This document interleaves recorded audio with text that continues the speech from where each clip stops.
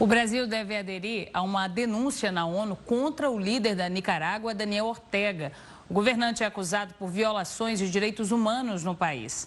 A gente volta então para Brasília para entender mais sobre esse assunto. Boa noite novamente, Ariane. Quais crimes Ortega está sendo acusado nas Nações Unidas?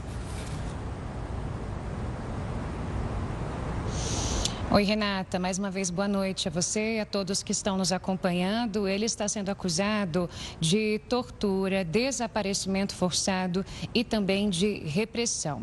O Brasil vive um momento de crescente tensão juntamente com a Nicarágua. Inclusive, no começo do mês passado, o embaixador brasileiro foi expulso do país comandado por Daniel Ortega, que começou a fazer críticas mais veementes ao governo Lula. E agora, a expectativa é que para que amanhã, o governo brasileiro faça adesão a uma declaração conjunta que tem outros países, a exemplo de Argentina, Canadá, Chile, Equador, Paraguai e Peru, acusando justamente Ortega e a Nicarágua desses crimes que eu citei aqui no começo da entrada. Essa foi uma informação divulgada inicialmente pelo UOL, mas confirmada pela Record News junto a fontes do Palácio do Itamaraty.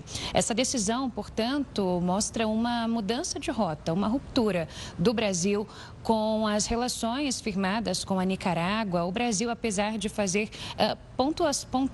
pontuais críticas ao governo de lá, sempre se manteve afastado de declarações conjuntas ou de atos mais firmes contra o governo de Daniel Ortega. Bom, esse gesto ele acontece principalmente depois que a Organização das Nações Unidas apresentou os dados de um relatório que traz aí o compilado de uma nova investigação contra Ortega. É um relatório que constata que pelo menos 131 opositores ao governo estão presos de forma arbitrária, foram presos desde maio. Houve aí outras 10 detenções agora nos meses de junho e julho, sem justificativas muito plausíveis. Foi destacado, inclusive, o caso de um homem de 70 anos de idade que teria sido preso por fazer críticas informais ao governo de Daniel Ortega. Ele teve o paradeiro dele ocultado por cerca de um mês e depois foi julgado e condenado a 7